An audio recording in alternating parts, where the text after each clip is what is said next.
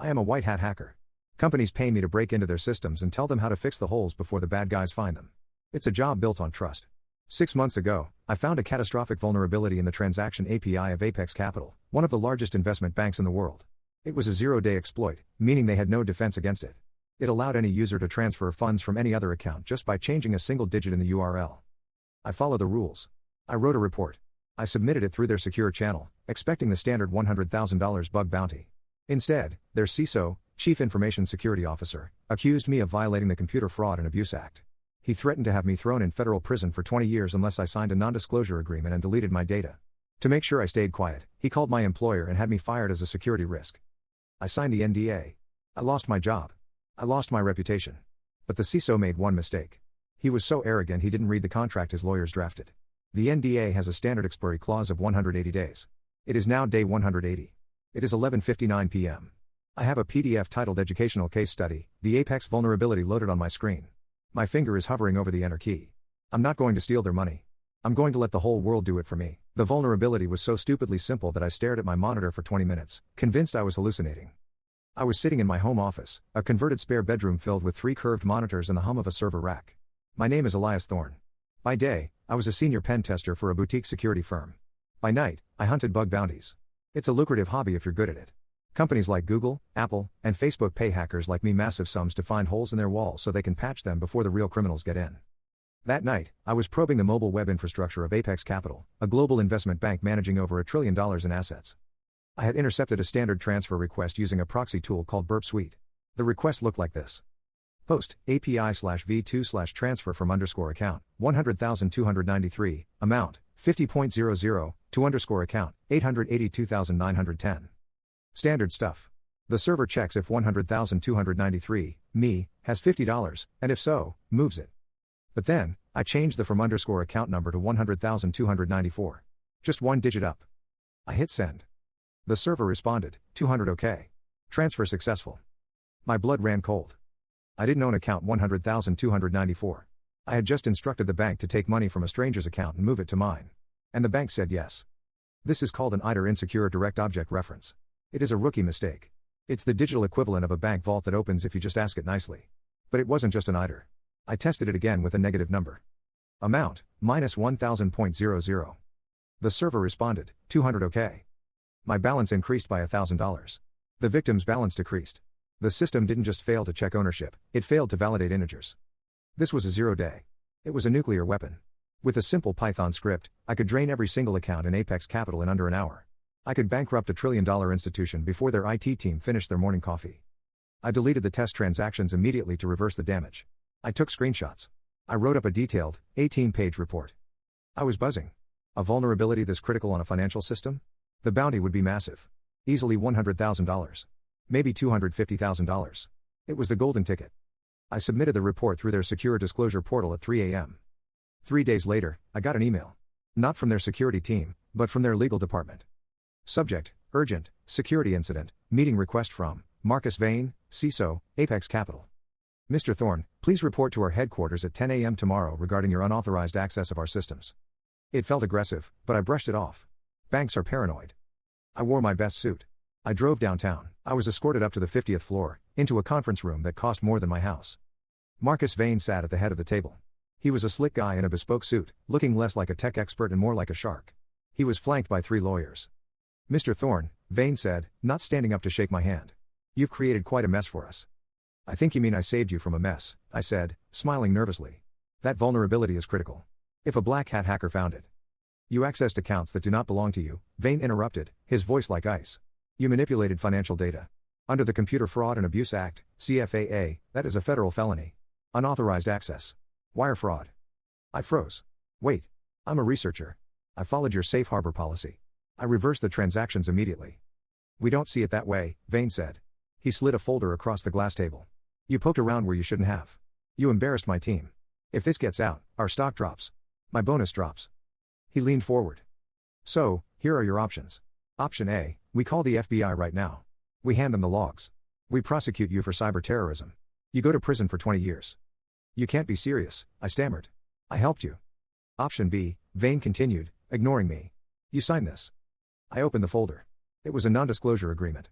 But it was brutal. It stated that I would delete all data, never speak of the vulnerability, and admit to accidental intrusion. And the bounty? I asked. Vane laughed. It was a dry, cruel sound. There is no bounty, Elias. You don't pay the burglar for breaking into your house. If I don't sign, then my lawyers destroy you, Vane said. And just to make sure you know we're serious. I made a call to your employer this morning. I told them you were flagged as a security risk during our audit. My phone buzzed in my pocket. I checked it. A text from my boss, Elias, don't come in. HR is drafting your termination letter. What the hell did you do? I looked at Vane. He was smiling. He had destroyed my career in a 10-minute phone call just to flex his power. You're a monster, I whispered. I'm a CISO, Vane corrected. I protect this bank. Sign the paper, Elias. Go find a new line of work. I picked up the pen. My hand was shaking with rage. I wanted to flip the table. I wanted to scream. But I had a mortgage. I had no money for a legal defense. I was cornered. I signed the NDA. Vane snatched the paper back. Smart boy. Now, get out of my building. I walked to the elevator, my vision blurring with tears of frustration. I felt powerless. But as I stood in the lobby, waiting for the doors to open, I looked at the copy of the NDA they had given me. I scanned the boilerplate text at the bottom. Clause 8, term. The obligations of confidentiality under this agreement shall persist for a period of 180 days from the effective date. I stopped. I blinked. Usually, these NDAs are in perpetuity forever. But Vane's lawyers had been lazy. They had used a standard template for a vendor contract, not a settlement agreement. 180 days. 6 months. I checked the date on my watch. Vane thought he had buried the secret forever. He thought he had crushed me. But he had just put a timer on a bomb. I folded the paper and put it in my pocket. Okay, Marcus, I whispered to the empty lobby. I'll wait. The next 180 days were a slow-motion car crash. When I got home from the meeting with Marcus Vane, my company email was already locked. A courier arrived 2 hours later with a box containing my personal effects, a framed photo of my dog, a stress ball, and my coffee mug. There was no severance package. Just a termination letter citing violation of security protocols. I wasn't worried at first. I was a senior pen tester with a decade of experience and a spotless record. I updated my LinkedIn. I applied to 3 major cybersecurity firms. I got interviews with all of them. The technical screenings were a breeze. I charmed the hiring managers. Then came the background checks. Every single offer was rescinded within 48 hours. We're sorry, Elias, a recruiter from a defense contractor told me, lowering his voice. But you've been flagged in the shared industry database. It says insider threat risk. It's the kind of tag they put on guys who steal source code or sell data to the Chinese. No one will touch you with a 10-foot pole. Marcus Vane hadn't just fired me. He had nuked my career from orbit. By month 3, my savings were gone. I sold my Tesla. I sold my watch collection. I even had to sell 2 of my servers to pay the mortgage. I was eating ramen noodles and watching my life dissolve, all because I tried to help a bank fix a hole in their pocket. But while I was starving, I was watching Apex Capital. I set up a script on my remaining laptop. It didn't hack them, that would be illegal. It simply monitored their public-facing API endpoints. It checked the version numbers. It checked the headers. I was waiting for them to patch the vulnerability. Surely, even though Vane was a monster, he wasn't an idiot. He knew the IDER existed. He knew I could transfer money with a single line of code.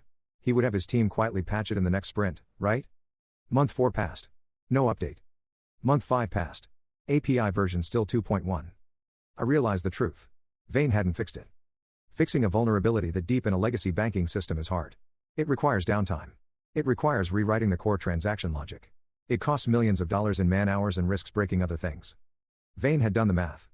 Cost to fix, $5 million plus downtime risk.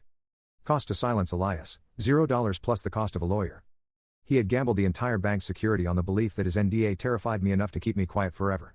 He bet that obscurity was security. He was wrong. Day 175. I sat in my darkened office. The anger that had burned hot in the first month had cooled into something harder. Something like diamond. I opened a text editor. I didn't write code. I wrote a paper. Title: An Analysis of Critical Authentication Failures in Modern FinTech APIs. Author: Anonymous Researcher. I wrote it like a master's thesis. I documented the endpoint structure. I explained the lack of integer validation. I detailed the IDER vulnerability. I didn't mention Apex Capital by name in the body, but I used their public IP addresses as the case study examples. Anyone who knew how to use n's lookup would know exactly who the target was in 5 seconds. I sanitized the document. I removed the metadata. I routed my connection through 3 VPNs and Tor. Day 179. I checked the NDA again. The obligations shall persist for a period of 180 days. The NDA was signed on October 14 at 11 a.m. That meant the gag order expired on April 12 at 11 a.m. Tomorrow. I loaded the PDF onto a secure server hosted in Iceland, a jurisdiction known for protecting whistleblowers. I drafted a post for the full disclosure mailing list, the holy grail of security researchers. This is where vulnerabilities go when vendors refuse to fix them. It's the nuclear option. Subject: 0-day remote fund transfer vulnerability in major U.S. bank body. The following vulnerability allows unauthenticated transfer of funds between arbitrary accounts. The vendor was notified 6 months ago. The vendor chose to threaten the researcher rather than patch the flaw. Happy hunting. I set the scheduler. April 12. 11:01 a.m. I poured myself a glass of cheap whiskey, all I could afford. I looked at my bank account.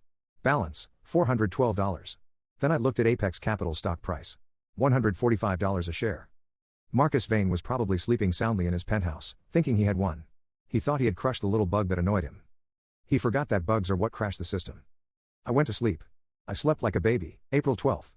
10:55 a.m. I sat in my chair, staring at the atomic clock widget on my second monitor. My apartment was quiet. The only sound was the whir of my laptop fan. I had a freshly brewed cup of coffee, cheap instant stuff, not the single origin beans I used to buy when I had a paycheck, steaming on the desk. On the main screen, the full disclosure submission form was filled out. Topic: critical IDR and integer overflow in Tier 1 banking API. Vendor: Apex Capital, IP range, 198.51.100.0 out of 24. Risk level: catastrophic. Status: unpatched. I checked the time. 5 minutes. I wasn't nervous. I was terrified. What I was about to do wasn't illegal, technically. The NDA had expired. There is no law against publishing true, factual research about public-facing computer systems, especially when the vendor has been notified and given ample time to fix it. This is standard responsible disclosure protocol. But I knew the reality. I was handing a loaded gun to the internet. And the internet is full of people who like to shoot things. 10:58 a.m. I thought about Marcus Vane. I pictured him in his corner office, looking out over the Manhattan skyline. He was probably planning his summer vacation to the Hamptons. He had forgotten about me. To him, I was just a line item on a budget sheet, a risk that had been mitigated. He didn't respect the code. He thought lawyers could patch software bugs. 11 a.m. The NDA was dead. I was free. I took a sip of coffee. I waited 1 extra minute, just to be safe. 11:01 a.m. I clicked submit. The page refreshed. Thank you for your submission. Your post is now live. I immediately copied the link and posted it to Reddit, specifically to r/netsec and r/wallstreetbits. Title: Deep Dive, How to Drain a $1 Trillion Bank with One Line of Python. Link: Olive Man Secure Host.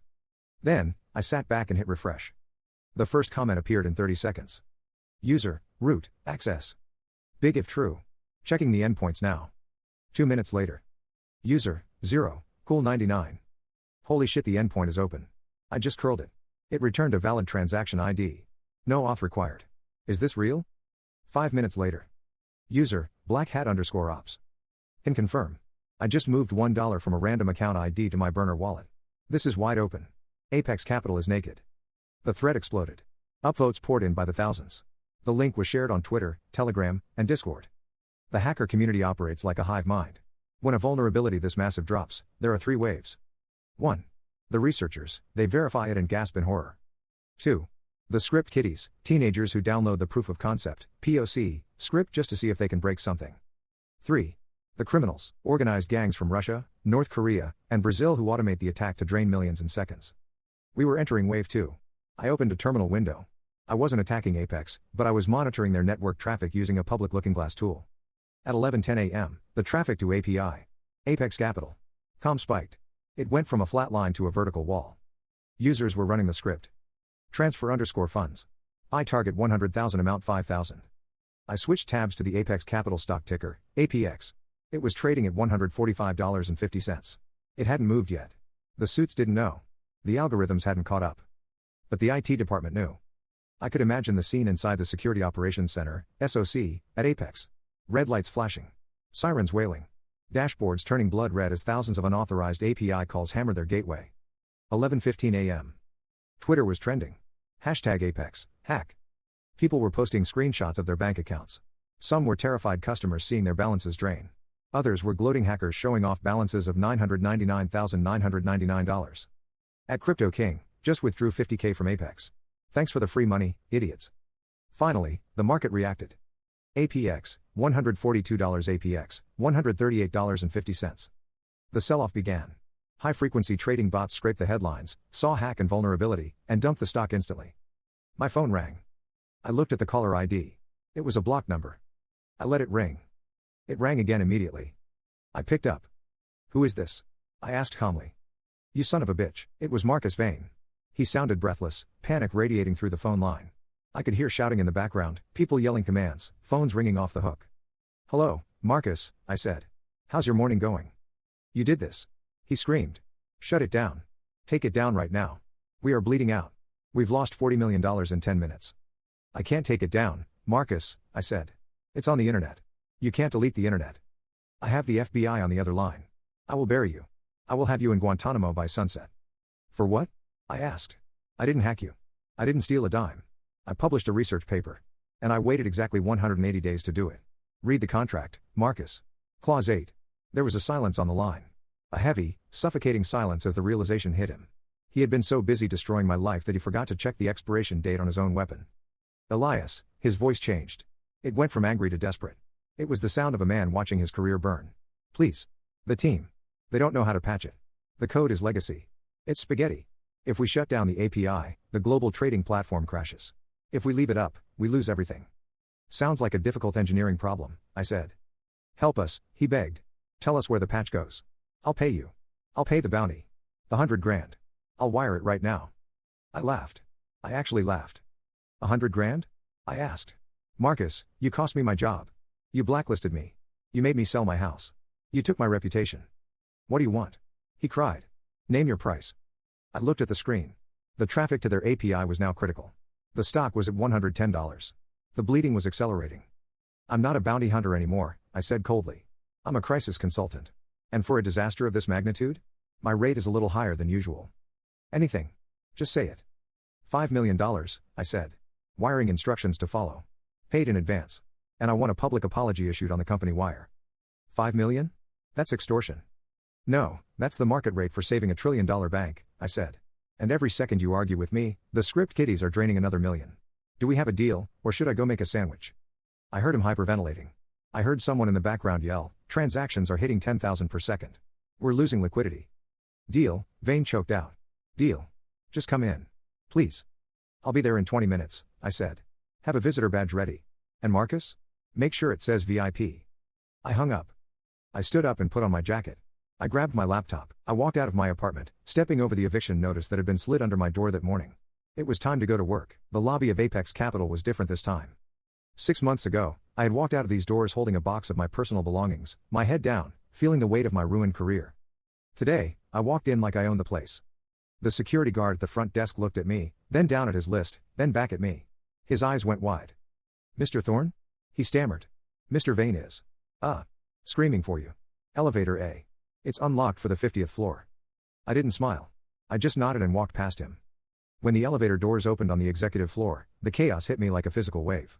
Usually, this floor is a hushed temple of high finance. Today, it sounded like a trading floor during a crash. People were running down hallways with laptops.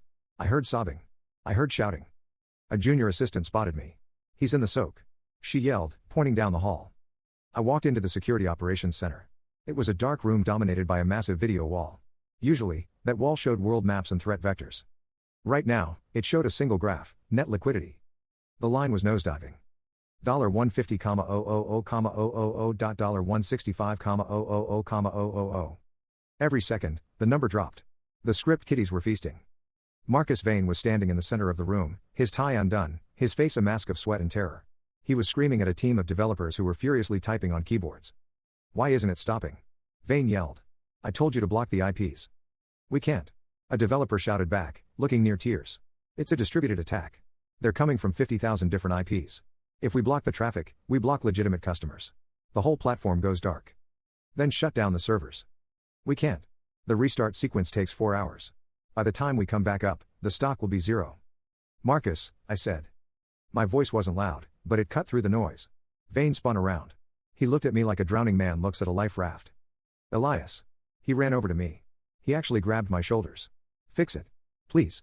Just make it stop. I stepped back, removing his hands from my jacket. The wire, I said calmly. What? The money, Marcus. $5 million. And the apology. Are you insane? Vane shrieked. We are bleeding to death and you want to check your bank balance? I pointed at the big screen. $180 million. I can wait, I said. Can you? Vane made a sound that was half growl, half sob. He pulled out his phone. He thumbed through an app with shaking hands. He authorized a transfer. Sent. He yelled. It sent. Check it.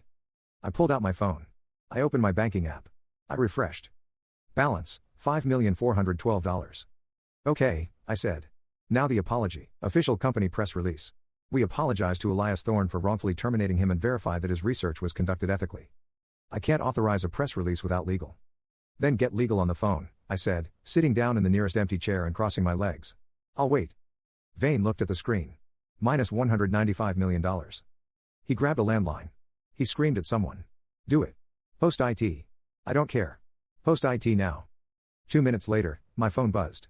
A notification from the Apex Capital Twitter account and their PR wire. Apex Capital formally apologizes to security researcher Elias Thorne. We retract all previous allegations. His findings were accurate and critical to our security. I stood up. All right, I said. Move. I walked over to the lead developer, a kid who looked like he was about to vomit. Get out of the chair. He scrambled up. I sat down at the master terminal. Give me root access, I commanded. Vane typed in the admin password. I cracked my knuckles. The developers had been trying to fix the issue by patching the legacy code in the core banking engine. That was impossible. The engine was a monolith written in COBOL and Java from 20 years ago. Recompiling it would take hours. I wasn't going to fix the engine. I was going to fix the door. I opened the configuration for their API gateway, the digital bouncer that checks every request before letting it into the bank. I typed rapidly. Rule block _iter, when HTTP _request. Method == post and HTTP _request. Path == API/v2/transfer then validate _integer HTTP _request. Body. Amount greater than 0, validate _owner HTTP _request. Session. User _it == HTTP _request. Body. From _account. It was a shim logic layer that sat on top of the broken code. I added a second rule to block the negative numbers. Rule no _negative _transfers, when HTTP _request. Body. Amount less than 0 then deny. Compiling WAF rules, I muttered. The room was silent. Vane was breathing heavily behind me. I hit enter. Applying configuration. Greater than success. I looked up at the big screen. The line on the graph was plummeting. And then it went flat. $210,450,000. It stopped moving. The hackers were still firing requests, but the API gateway was now rejecting them. 403 forbidden. 403 forbidden. It stopped, the lead developer whispered. It stopped. A cheer went up in the room. People were hugging. The crying assistant collapsed into a chair. I stood up. I deleted my user session. You're patched, I said to Vane. That WAF rule will hold until you can rewrite the backend. I suggest you hire a real team to do it. Vane was staring at the screen, looking shell-shocked. He turned to me. The panic was fading, replaced by the dawning realization of what had just happened. He had just paid $5 million for 10 lines of code. You. Vane whispered. You could have done that 6 months ago. I tried, I said. You threatened to put me in prison. I picked up my laptop. One more thing, Marcus, I said. What? He snapped. The FBI is in the lobby, I said. I called them on the way up. I told them I was coming to help fix a massive cyber breach caused by executive negligence. I also sent them the logs of our meeting 6 months ago where you admitted to knowing about the flaw and choosing to ignore it. Vane's face went pale. You signed an NDA. NDAs cover proprietary information, I smiled. They don't cover criminal negligence. Hiding a vulnerability that endangers consumer funds is a violation of the Sarbanes-Oxley Act. You're not the victim here, Marcus. You're the accomplice. The elevator doors opened down the hall. Agent Ross, the same FBI agent who had investigated me when Vane tried to blacklist me, walked out, flanked by 2 officers. She spotted me and nodded. Then she looked at Vane. Marcus Vane? She announced. We have a warrant for your arrest. Vane looked at me. He looked at the screen. He looked at the agents. I saved the bank. He yelled. No, I said, walking past him toward the elevator. I saved the bank. You just footed the bill. I walked into the elevator. The doors closed just as they were putting the handcuffs on him. The fallout was spectacular. Apex Capital survived, barely. Their stock took years to recover. They had to refund the $200 million lost, but their insurance covered most of it. Marcus Vane did not survive. He was charged with fraud and negligence. He is currently serving 5 years in a minimum security facility. He is banned from working in finance for life. As for me? I didn't keep the $5 million. Well, I kept $1 million. I bought a nice house in the mountains with a dedicated server room and a really good coffee machine. The other $4 million? I used it to start a new company, Zero Day Defense. We specialize in high-stakes penetration testing. We have one rule: we don't sign NDAs that hide negligence. And every year, on April 12th, I send a bottle of cheap whiskey to Marcus Vane's prison cell. The note always reads the same thing. Always check the expiration date.